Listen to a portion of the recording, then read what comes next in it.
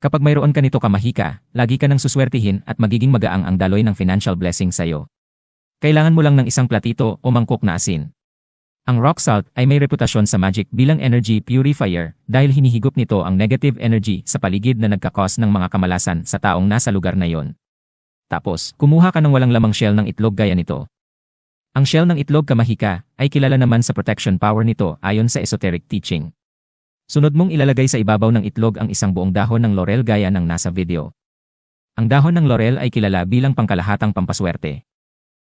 Ngayong nai-assemble mo ang pampaswerte mo, maaari mo itong ilagay sa gilid ng front door nyo para ma-attract nito ang magandang energy sa bahay nyo at matanggal ang lahat ng energy blockages na sanhi kaya nagiging mabagal o matumal ang pasok ng biyaya sa inyo.